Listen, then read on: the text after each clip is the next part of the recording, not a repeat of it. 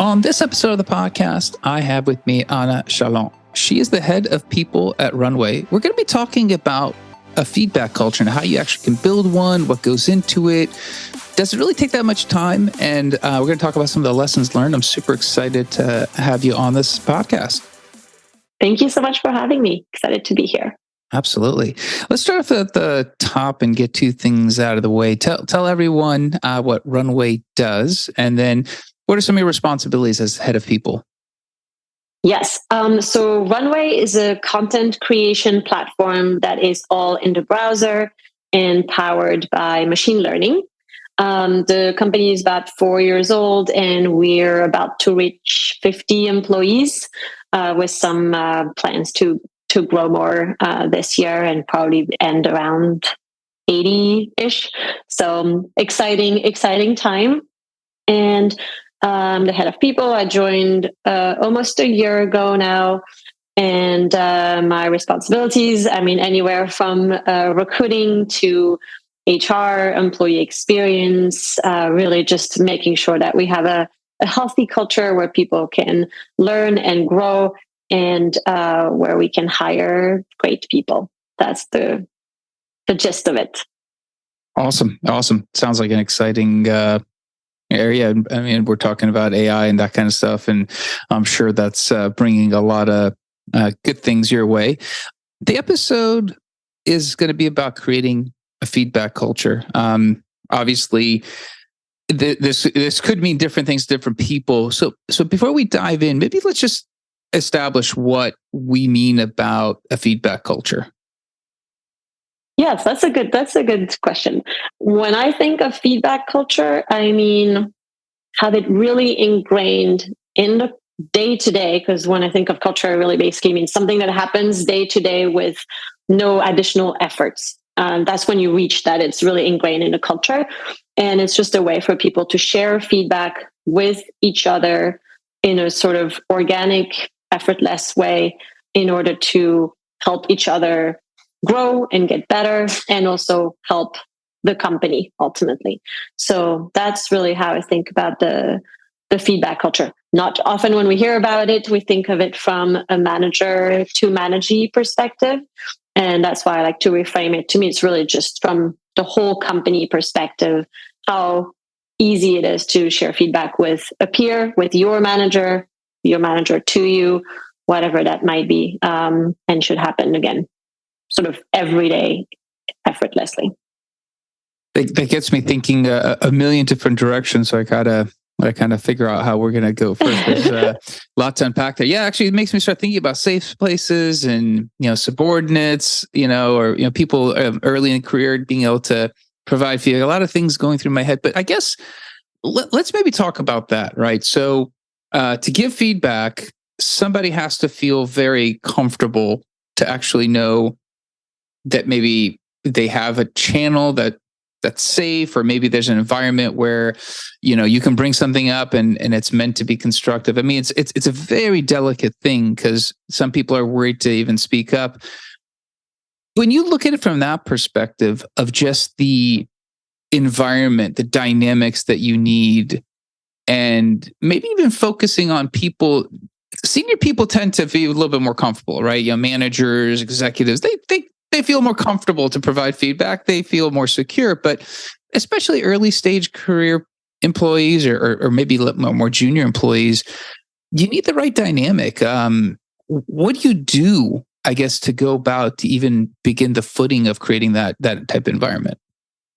Yes. First of all, you're totally right, which is why it's so hard to implement, is because by nature, and I would say even managers, honestly, like all of us by nature want to be accepted by our peers, right? It's just kind of human nature to for survival purpose.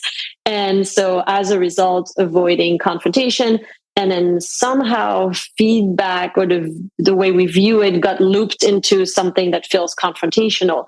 And I think it takes one reframing what feedback is, because it really shouldn't be confrontational when it's done well and with care.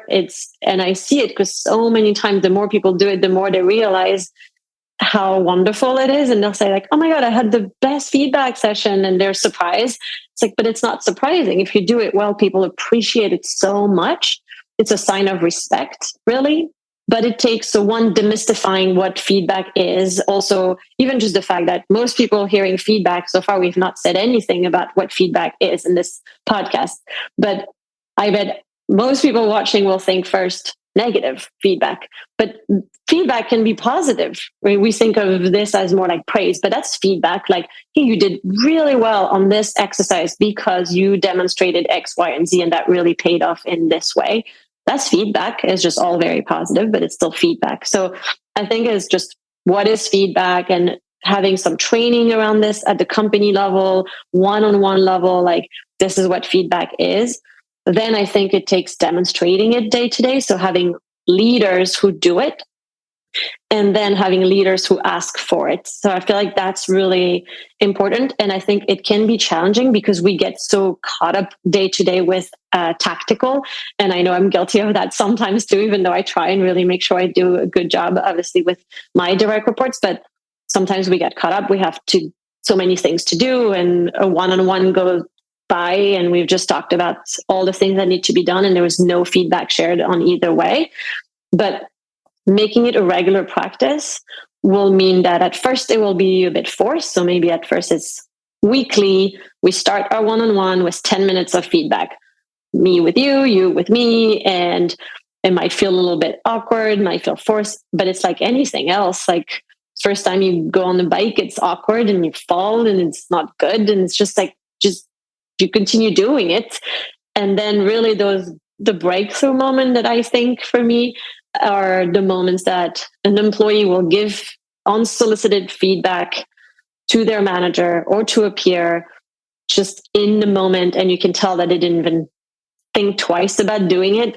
That's when the feedback culture is really taking on. So that's what I would say. The recipe is, first, what is feedback, and making sure people really understand what we mean by it, and doing proper training, and then modeling it every day by having it starts with managers, really. If they don't do it, then it's hard to embed that in the culture.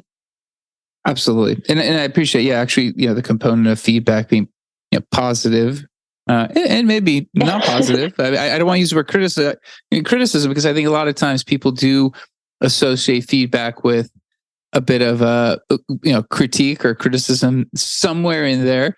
And it feels like it's the two extremes, right? Either it's high praise. These guys, conquered the biggest thing on earth. Look at them. Or it's like the company almost failed because of you, and it's your fault, and you're in trouble. Rarely do we have. I was just thinking about what you're mentioning. I was thinking about my own child, and I'm like, it's true. Like, you have to be careful of not just bringing feedback into the two extremes.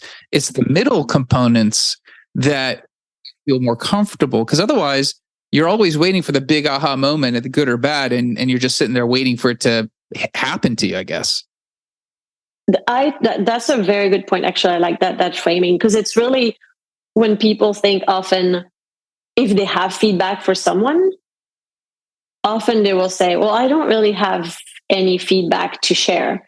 But because we are thinking in that framework of, I don't have anything major to share, but it doesn't have to be major. It's really just, what did the person do yesterday that was good? And it could be, and when it's on the spot, and again, the more we do it, the more it becomes easy. But someone sends a Slack to the company to outline things we're working on. And the Slack is like really well structured, was very clear, not too long, right? We will have a moment of being like, oh, this is a good Slack. And it takes one more second to be like, okay, I thought that. Now let me make sure that the person knows that. Quick Slack. Your message was really good, really, and here is why. It was really well outlined. It was, X, Y, Z.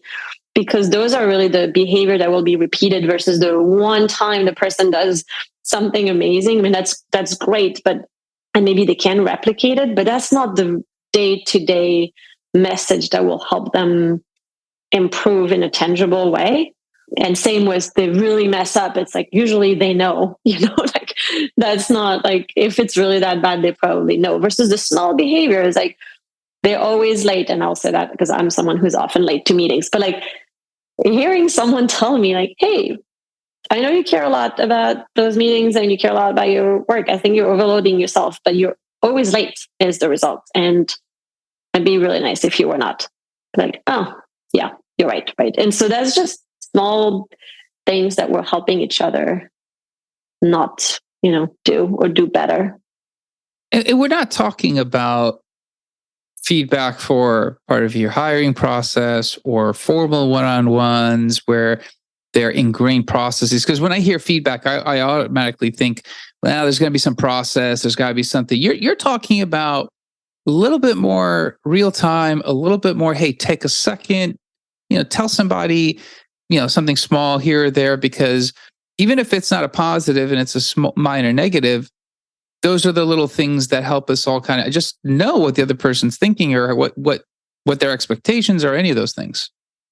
Yeah, exactly. I think it's the day-to-day. Those are really the ones that matter. It's not the waiting for the big performance reviews twice a year. It's the day-to-day, small reflecting back. That's really what I'm thinking about when I think of feedback. Is not this big elaborate thing. Is I'm just playing back to you what I'm seeing. It's also feedback is always only the vision of one person. I could be wrong if I'm saying something, but you're just playing back to the person what you're seeing.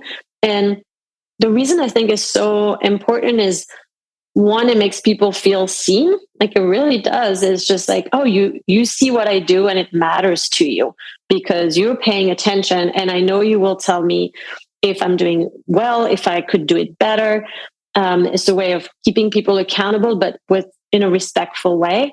And then the other thing I always think for me is what's the cost of not providing the feedback? If you're seeing someone could be doing something better, and I often think about that with people who mention that, they don't want to hurt the person and it comes from a good intention. But really, I'm like, but I don't know that it actually is. I believe that's the feeling, but I don't know that it actually is because it's almost as if we don't believe the person can be better.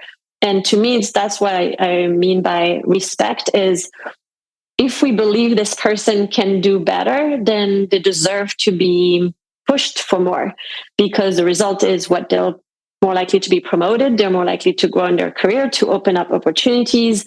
And that's, they deserve it.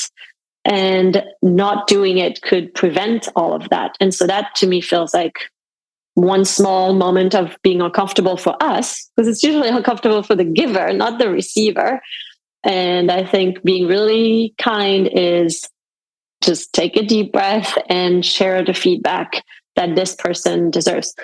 Then I will caveat, everyone deserves to hear the feedback once.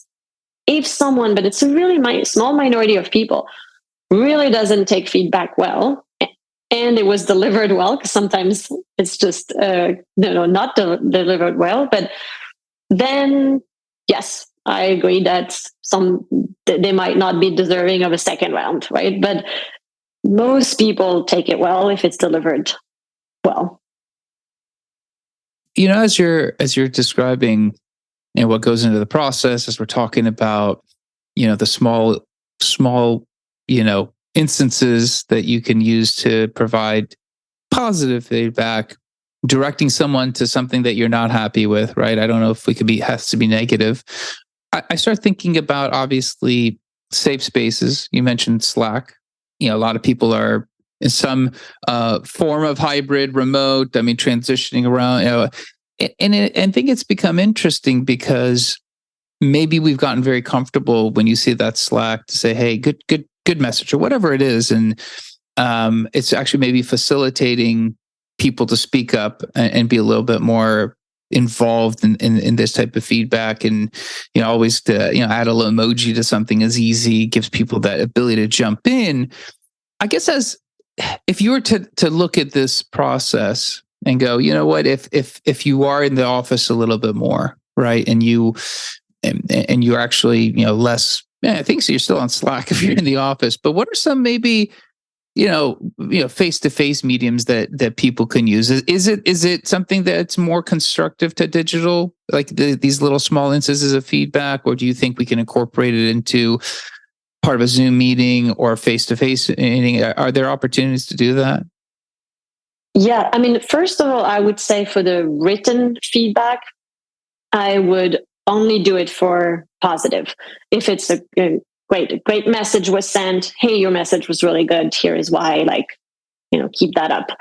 If it's constructive feedback and we're remote, I would always do you have 5 minutes to hop on Zoom now to debrief? And it's usually, and if it's done very rarely, it will feel really scary. But if it's almost a practice, like I do that a lot after, if someone on my team led a meeting that was an important meeting, we'll do a debrief. And so they won't even think twice about like, oh my God, am I in trouble? It's just, yeah, we're debriefing to take learnings from what went well, what could do better. And I usually have them go first. So it'd be like, okay, self-assessment. What did you think went well? What could be better? Okay, here was my take. Anything else? Great. And we hang up. It takes 2 minutes really, but it becomes a practice, and every time it gets better, and it's just really fun to see. And they'll do the same thing with me too, right? They'll be like, hey, have 5 minutes on to talk about this meeting, and they'll give me feedback. So I think that's a good, easy practice. If we were in person, then we would just do the same thing in person. My one just cautioning is the constructive feedback in writing is pretty delicate. I think you can do it once you have such a tight relationship with the person, you know each other so well that they can hear your voice, your tone, like everything as they read it. But just studies showed that people read written messages in the most negative tone possible, right? So you might be writing it as like, how are you doing today? And you're smiling as you're typing. That's not how the person will read it. Be like, how are you doing today? Like, what's going on? Like, so that's, I think just knowing that is important, so that in person is always better over Zoom, over crossing in the office. But really the analogy I always like with radical candor from Kim Scott, that I think is just really well outlined framework, is the someone has something in their teeth type of example, where you're after lunch, someone has something in their teeth. Is anyone going to tell them, knowing that there's the whole rest of the day after? And to me, that's feedback, is taking 2 seconds when everyone's standing up to go one-on-one and be like, hey, sorry, didn't want to tell in front of everyone, but I see you have something I would want to know. I know you have a bunch of meetings today, right? And that's, to me, is the 30-second feedback example on something silly, but it applies to everything. So yeah, I think in person better, but Slack is okay for positive. That's my take, at least. Absolutely. I guess I was, as we're talking, I keep thinking about feedback. Obviously people have to be comfortable. People have to feel safe to provide any type of feedback, whether it's positive, negative, big, small. Just have to feel comfortable to voice your thoughts, which kind of leads to, the thinking about the, fact that everyone likes to have inclusion included within the conversation as well. And always my views are a little different. We'll spare the audience, but I think it's that piece that when people feel safe and they feel comfortable, then they feel like they are included, right? I think it gets built in. I don't think you can manufacture. You've got to create this environment. When you're thinking about, as a part of your strategy of inclusion, how is the safe space component of this work, right? And more focused on the person that might be not comfortable, right? You never see them, put an emoji on anything. They don't say, they're not in the process. They're kind of on the outside looking in because they just might not have that personality. What do you do with that person? Do you try to help bring them in? Do you just go, hey, that person just has a certain personality that doesn't lend itself, because I guess that's really the group of people sometimes that get left behind when, let's say, they're in the minority, 80% are doing it, they're not, and they start thinking, well, I don't fit in, and that just leads to not good things. Yeah. I mean, I think the psychological safety that you were talking about starts by trying to understand each person. And that goes with feedback giving. Being able to give really good feedback to someone takes really knowing them first. If you know someone is going to be very self-critical, strong imposter syndrome. Like approaching the constructive feedback should be done very thoughtfully, because it could have a counterproductive effect if it's not done with all the consideration for how the person is and how they hear things. So I think really knowing people is a way to make them feel included and safe across for feedback, for culture, for whatever that is just being generally curious. And to me, that fits into inclusion, because that fits in this whole idea of not assuming anything about anyone, right? Assuming, so you're taking the example of someone who's maybe a little bit more quiet, let's say, or less engaged. So if someone just makes the assumption, oh, they're less engaged, they don't like it here, versus really understanding this person. Maybe they're having the time of their lives. They just don't want to be socializing and doing these things, but they're very happy. And the days they have no meetings and they're the happiest, right? It's just, then we don't have being inclusive to that person is letting them live it in the way that makes them happy. If they're removing themselves because they feel like a lot of the topics are unrelatable to them, or there's a lot of like clicky things going on and they don't know how to interact, then that's different. And then we should take action. So I think just curiosity to me is the path to inclusion, because really understanding where each person is coming from, why are they that way, how are they doing, and that just basically is a matter of creating the space, because we're talking about safe space, but really it's space. People, if they don't have space, like same in a conversation, right, when we're talking, if there's no room for the person to talk without feeling they might be interrupted, or the person is really busy, or they're kind of half checking their phone, then it's not real space. You will stop talking and stop sharing. So that's kind of how I think about this. Inclusion is just curiosity, understanding where the person is coming from, and then decided what's worth taking action on versus what might be just a different way someone is experiencing something, but they're not our way, but they're happy. So that's fine. Absolutely. And I guess when you're talking about, creating a feedback culture, and obviously it doesn't take much time. I mean, everything you've explained to me seems, hey, it's a lot of just-in-time stuff there. We don't need to stop things to provide it. It can be done quick. Everyone likes a, pat on the back as, in real time. Why not? I'd like that. And I'm sure a lot of people do. And as you're trying to talk about culture and you're talking about this feedback culture, I guess the one thing, and we're talking about inclusion, but maybe, this can be a little bit out of the context about that, but you have to have a certain amount of people participating, right? Because if it's the same people, like, let's in a company of 55 people are the only 5 doing this, you don't have the culture quite yet, because obviously a majority don't. Is it a you have to hit a certain percentage of people involvement to consider as part of your culture, or is it just the fact that it's happening and people know the opportunities there, they might get a pat on the back, that's enough for this type of feedback culture?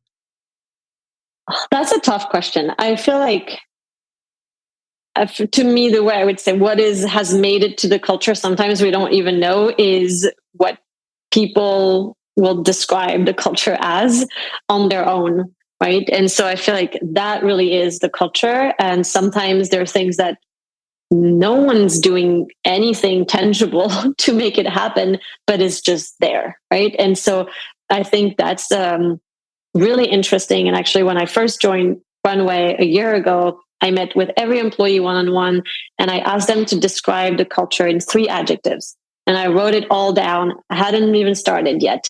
And it was very consistent across the board. There was something around inclusion and being welcoming or warm. There was something around passion, something around creativity.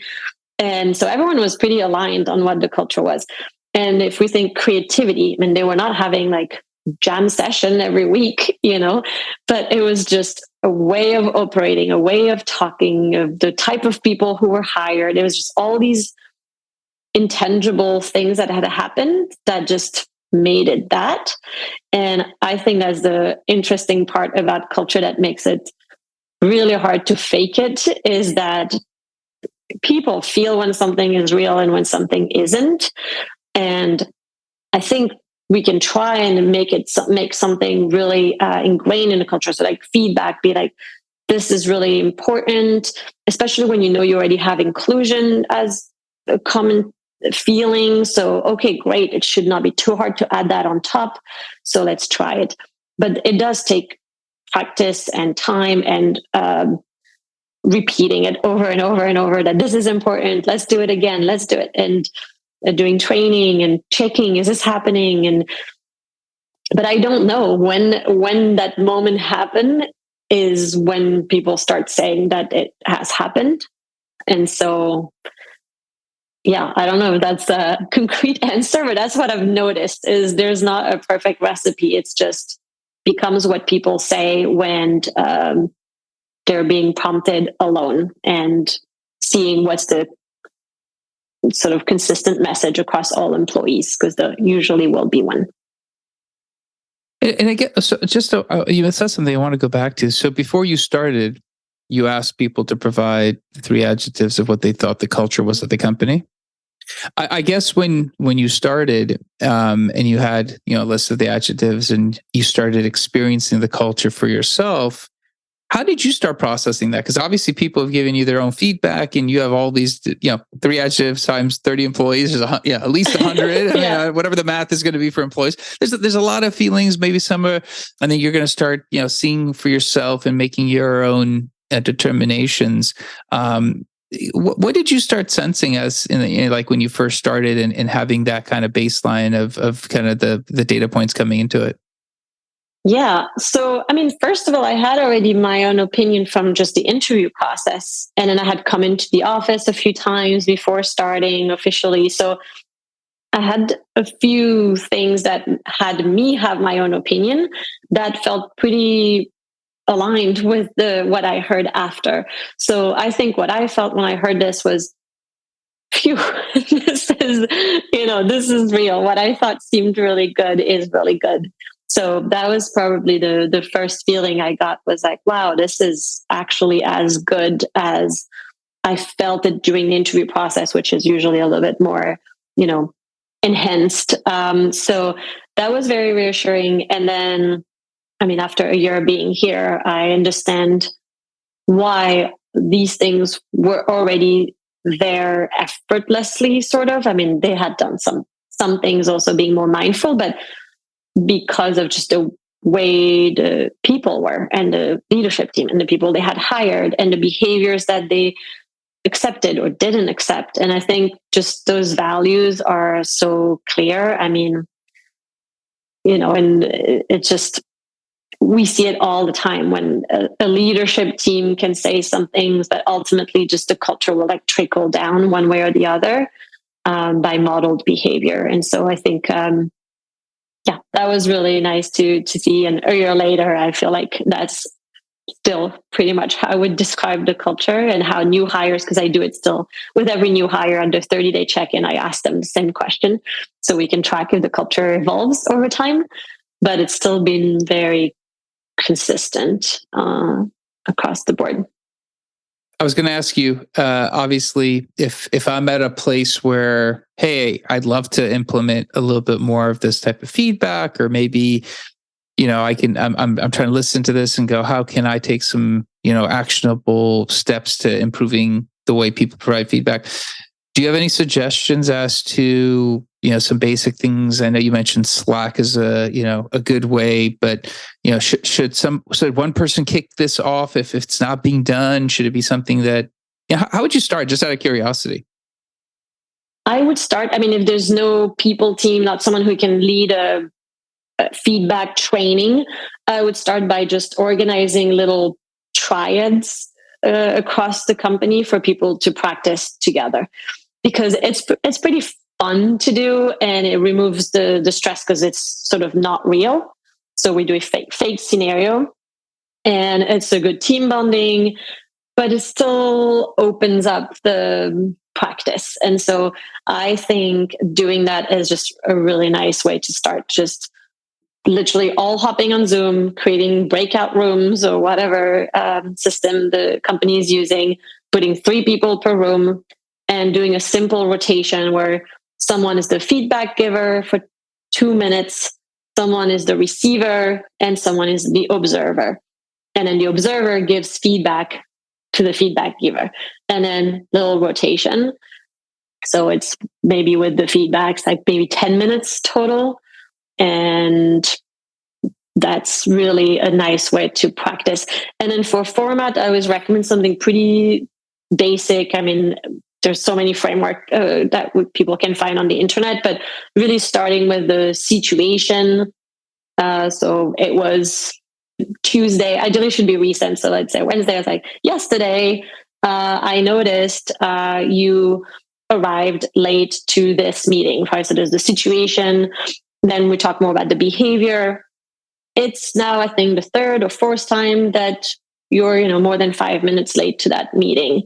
And then talking about what's the impact of that.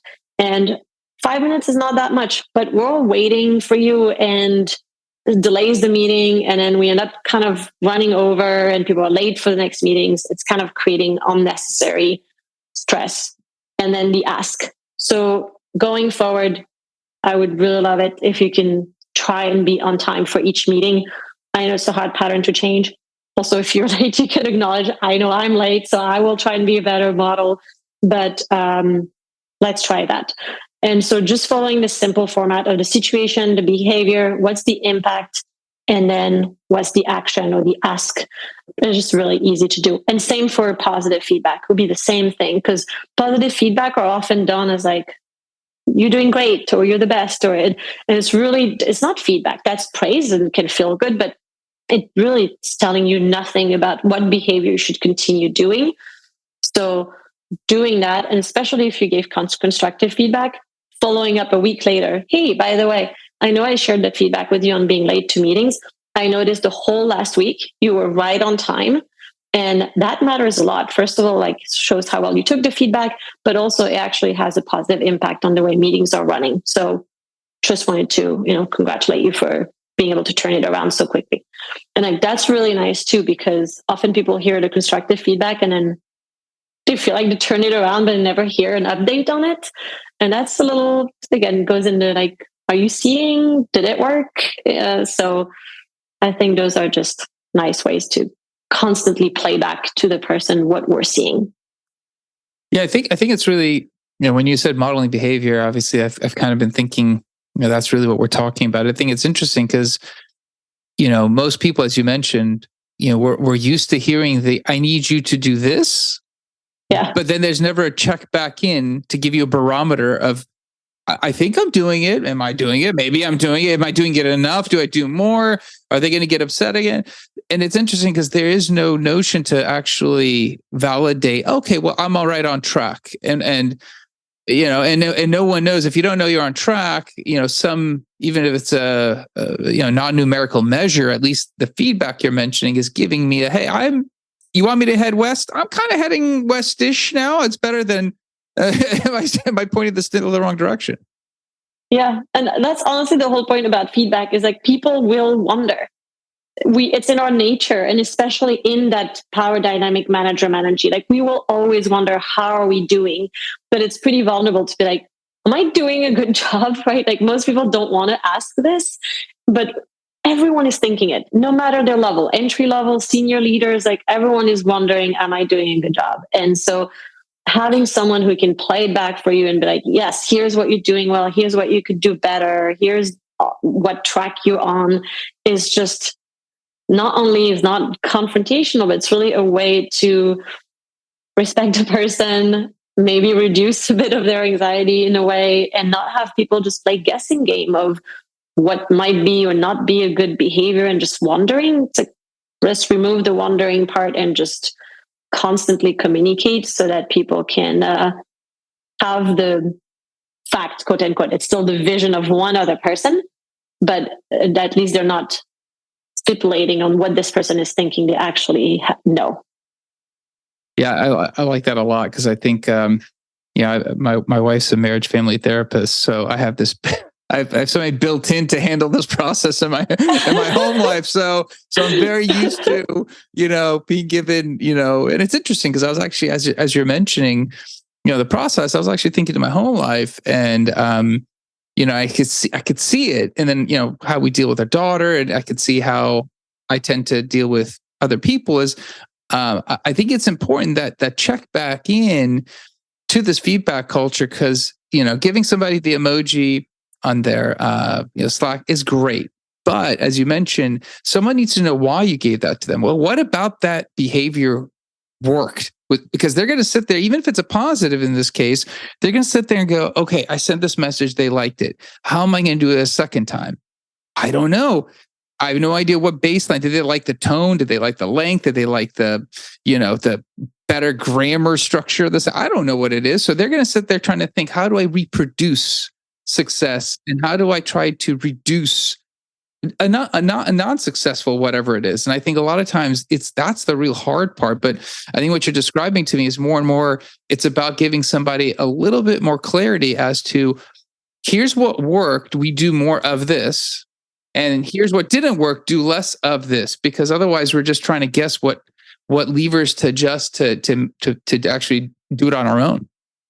Yes. And I love that you brought up your, home life, because I feel like a lot of people that I did, feedback training with, or that we've, practiced giving feedback even together, I've heard a lot that getting better at giving feedback at work allowed them to be better in their home. And I think that's really cool to see. And I feel that too, but I feel like you can take that everywhere. It just allows to have more productive conversation, be a little bit more intentional in what we share versus just like, I don't like it. It's like we're being taught to be like, okay, really, what is it? You can't just say, I don't like it, right? And so I think just creating that framework in our head that becomes so natural after a while can be taken outside of the workplace and hopefully affect positively friendship, relationship, family relationship, whatever that might be. So I think this is a pretty cool practice. No, I love it. I think of a ton of great points throughout the episode, and hopefully people, if you're doing it already, well, great. And if you're doing it, and obviously you could see some benefits to some of the techniques you described, I think even better. But I think if you don't have this in place, I think it's really about the modeling of the behavior you want, that you're focused on.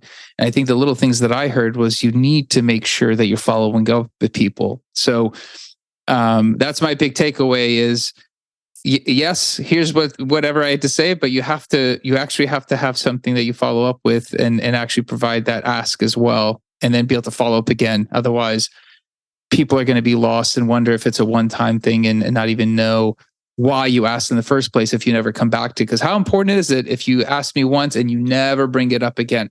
Yes, for sure. And we all like to test, limits a little bit. And so if it was just something that was thrown like this, but you can tell that it doesn't actually matter if you implement it or not, people know that, like we all know. And so I think that matters. And really, if there's one takeaway in terms of something that people can do tomorrow, really is giving one positive feedback to someone. It could be work, not work, but just doing it once and specific, not just great, something specific and something they have some control over. Because we could go into this whole other thing with also gender bias and how even with, younger children education, but praising someone on something they don't have control over, like their looks, is not the same impact. And you worked really hard on this paid off. And here, is the outcome and the result. So that would be my one action for everyone listening, is one positive feedback to someone in your life tomorrow, very specific and based on something they had control over. Awesome. I love it. I know we went a little bit over, so I want to say I appreciate your time. I guess two things before I let you go. One, if somebody wants to follow up with you, what is a good way of getting hold of you? LinkedIn is probably the best way. I usually do my best to respond, and sometimes the volume is a little higher, but yes, LinkedIn is a good place. Awesome. And then if you could have a future guest cover a topic for the show, what topic would you like to see featured on the show? I'm really interested in the culture of remote versus hybrid, return to office or not. I think this is a really interesting challenge that lots of companies have, and how do we build a great culture with remote or in office or a mix of both? So that's probably the topic that comes to mind. Okay, I like that one. That's definitely one I think is worth covering. Thank you for being on. Thank you for sharing. Appreciate it very much. Thank you so much. It was really great to be on this podcast. Thank you. Fantastic. That's it for this episode. Be back again. Different guest, different topic. Until then, two things. One, if you have some expertise on dealing with hybrid, remote, return to office, and some of the impacts on culture, love to have you on a future episode. Let me know. And if you did like this episode, share it with somebody else that might like it. That's how the podcast grows. Like, subscribe, leave a review wherever you're listening to it. Until next time, thank you and goodbye.